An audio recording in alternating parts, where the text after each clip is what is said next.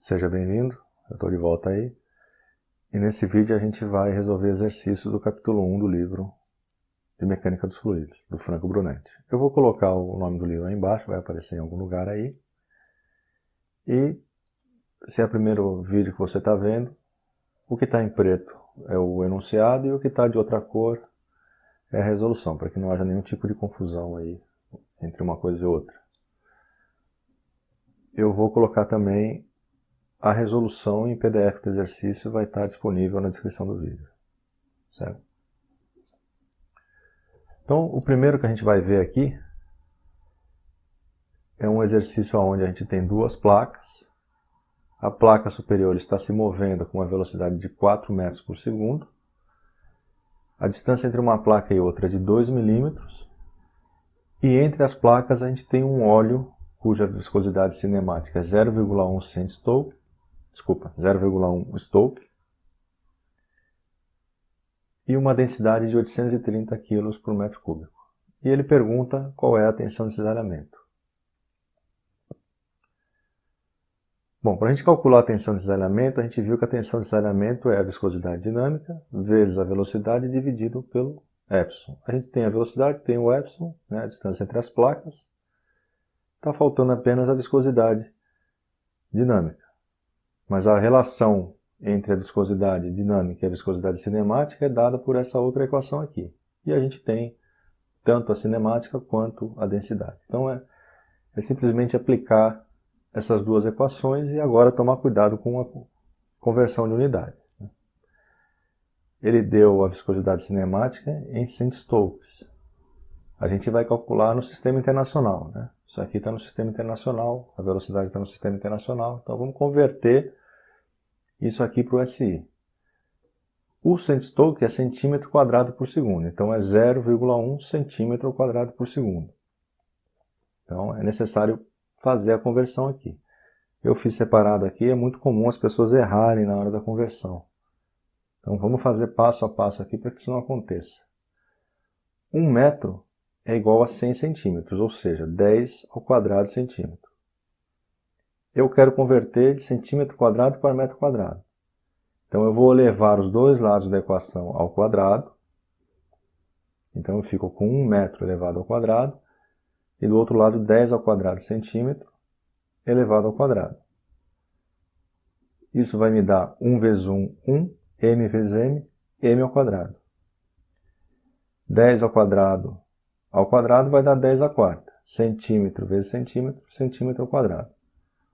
Como a gente quer eliminar o centímetro ao quadrado, joga o 10 à quarta para baixo, isola, né, o centímetro quadrado, e a gente fica aqui 1 centímetro quadrado é igual a 10 a menos 4 metro ao quadrado. Então, no lugar do centímetro quadrado, a gente vai colocar 10 a menos 4 metro ao quadrado. Está convertido. Agora a gente tem a viscosidade cinemática em unidades do SI. Aplica essa formulinha aqui e a gente vai encontrar a viscosidade dinâmica 8,3 vezes 10 a menos 3 newton vezes segundo por metro quadrado. Agora a gente tem tudo para calcular esse outro aqui. Só aplicar todo mundo nessa fórmula e a gente vai chegar em 16,6 newton por metro quadrado. Certo?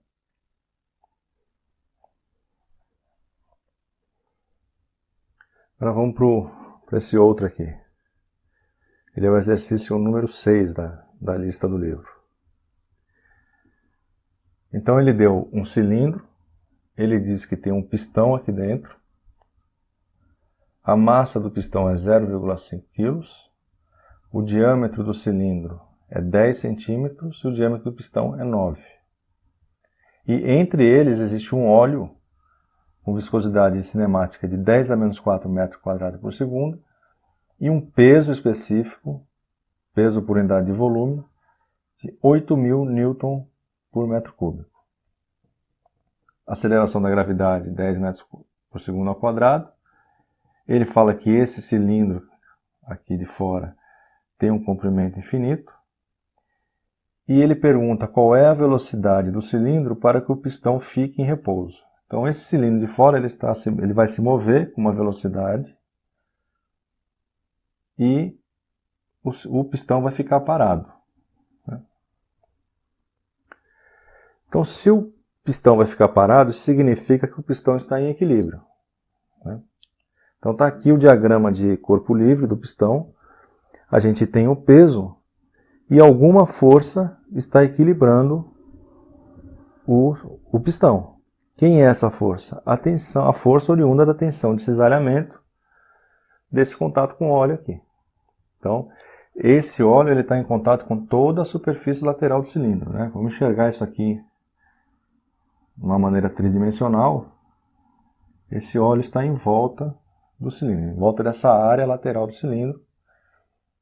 Como existe um movimento, a gente está gerando nessa interface algo semelhante a isso aqui. Algo semelhante a isso aqui. Vai dar origem a tensões de cisalhamento e multiplicado por essa área vai originar uma força que está equilibrando o peso, já que o pistão está ficando parado, embora o cilindro esteja se movimentando.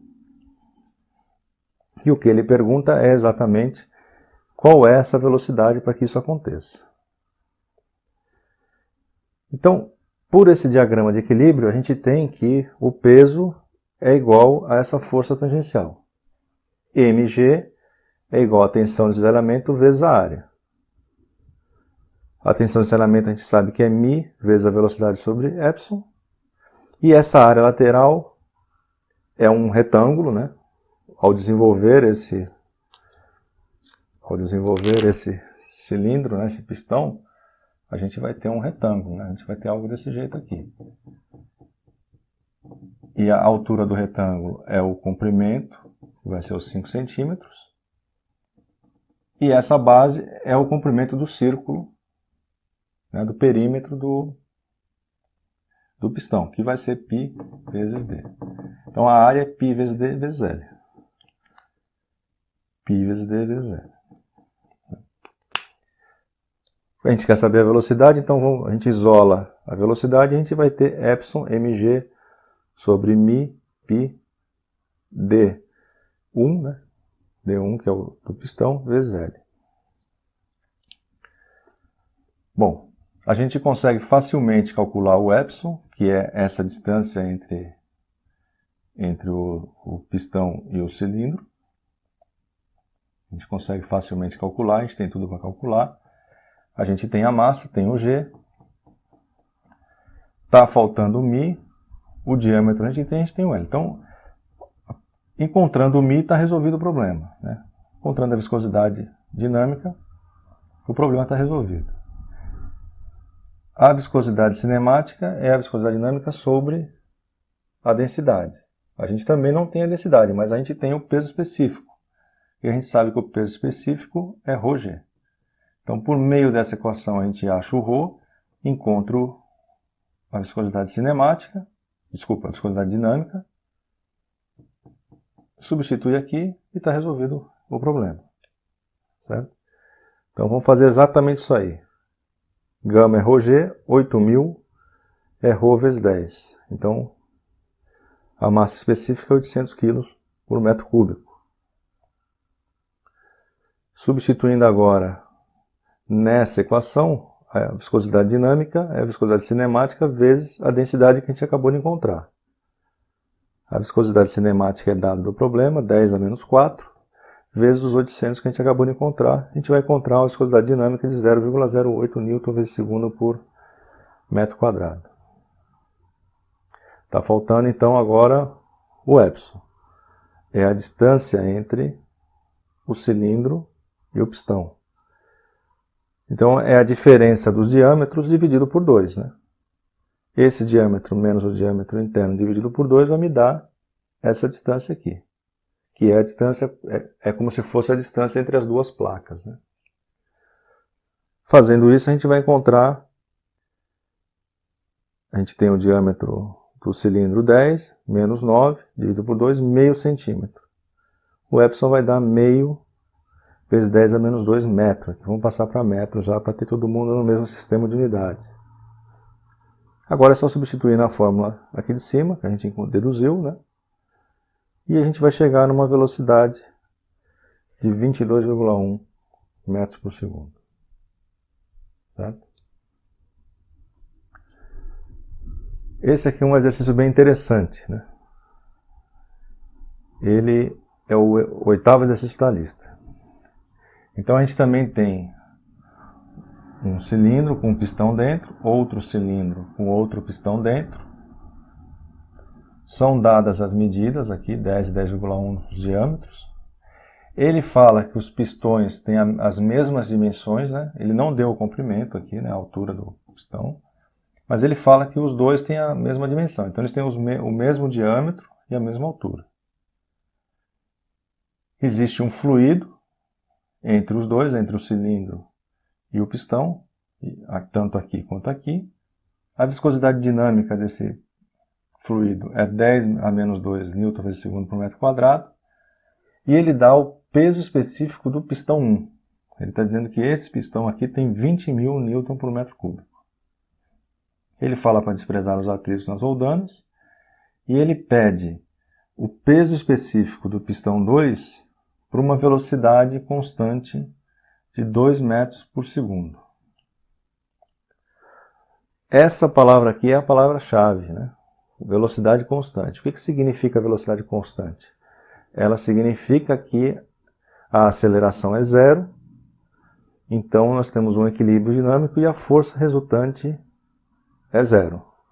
Tá certo? Se eu pegar esse pistão aqui, ele está em equilíbrio dinâmico. Se eu pegar esse pistão aqui, ele está em equilíbrio dinâmico. Porque ambos estão a velocidade constante. Então, fazendo o diagrama de corpo livre, para cada um dos pistões, né, eu vou ter o peso do pistão 2, uma tração aqui do cabo e uma força tangencial oriunda da tensão de desalinhamento do fluido que está se opondo ao movimento. Então esse aqui ele está se movendo para cima, eu vou ter uma força tangencial para baixo. O mesmo raciocínio para o pistão 1, esse pistão está descendo, eu tenho o peso do pistão, a tração da corda e uma força tangencial que se opõe ao movimento do pistão. E aí eu vou sair uma equação para cada pistão, uma equação de equilíbrio para cada pistão, né? O somatório dessas forças é zero e o somatório dessas forças é zero. Por quê? Porque a velocidade é constante, eles estão em equilíbrio dinâmico.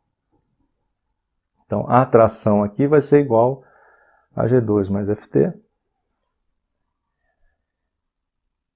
E aqui o G1 vai ser igual a Ft mais T. Se eu substituir agora no lugar desse T, que é a mesma força, é a força na corda, né? Ela é igual nos dois, né? Então, no lugar desse T, eu coloco tudo isso aqui. Ft mais G2.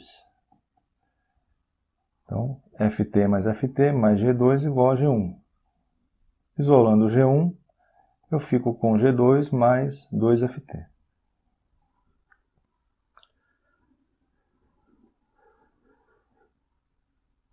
Bom, agora a gente sabe que o Ft ele vem de uma tensão de cisalhamento. Então, a tensão de cisalhamento é μV sobre epsilon. Isso aqui vezes a área, né? De novo, é a área lateral, né? A área que está em contato com o fluido. Cuidado para não confundir com a área do pistão aqui, né? É a área lateral, né? πd vezes L. Então, multiplicando pela área vai me dar essa força tangencial aqui. Então, Ft é a tensão de cisalhamento vezes a área. Mas a área é πdL. Então, vamos guardar essas duas equações aqui. Nós vamos juntar as duas, né? Ou seja, eu vou substituir no lugar do Ft isso aqui. É isso que está feito aqui, ó. Então, quem é o peso, né? A gente sabe que o peso específico é um peso sobre volume. Então, o peso é o peso específico vezes o volume. E o volume é a área da base vezes o comprimento. O peso fica, então, o peso específico vezes πd² sobre 4, vezes L. Agora, existe a área do círculo aqui embaixo, vezes a altura, é o cálculo do volume, né? Então, o peso específico é o peso específico vezes o volume. A área da base, a área do círculo, vezes a altura do cilindro, né? Do pistão, né? Bom, substituindo isso aqui, colocando isso nessa equação aqui, a gente chega nisso. Gama 1, G1 é gama 1 πd quadrado sobre 4 vezes L, igual, no lugar do G2, gama 2 πd quadrado vezes L sobre 4. Mais 2 vezes Ft. 2 vezes o Ft é isso aqui. Mi V sobre epsilon πdl. Então tá aqui. Bom, aqui tem um monte de coisa em comum, né? Você cancela o L, né? Então por isso ele não deu o L, mas a gente também não precisa, né? Cancela o L, cancela esse quadrado com esse D aqui, rearranja tudo aí novamente e vai chegar em gama 1 vezes D sobre 4 é igual a gama 2 vezes D sobre 4 mais 2 mi V0 epsilon. Ele perguntou qual é o gama 2, né? O gama do pistão 2. Então vamos isolar o gama 2, a gente fica com essa equação aqui. Gama 2 é igual a gama 1 menos 8 mi V0 D vezes epsilon. Que D que é esse aqui, ó? Cuidado para não confundir o diâmetro, né? Não confunda o diâmetro externo com o diâmetro do pistão. A gente está calculando a força no pistão. Então você vai usar o diâmetro interno. Gama 2 é só substituir, né? O gama 1 foi dado do problema, 20 mil. Então 20 mil menos 8 vezes a viscosidade absoluta, esse aqui, vezes a velocidade que foi dado do problema, 2 metros por segundo, dividido pelo diâmetro do pistão, que é 10 centímetros, sobre o epsilon. Novamente, quem é o epsilon? Diâmetro externo menos o diâmetro interno dividido por 2. Está calculado aqui embaixo, né? 0,05 vezes 10 a menos 2 metro. Está substituído aqui. Fazendo a conta, você vai chegar em 16.800 newton por metro cúbico. Bom, esse vídeo está ficando longo, eu vou parar esse vídeo por aqui e eu volto no próximo vídeo com mais exercícios. Então, eu peço a você que se inscreva no canal, que deixe aí o seu joinha e o seu comentário que ajuda a divulgar. Eu vejo você no próximo vídeo então.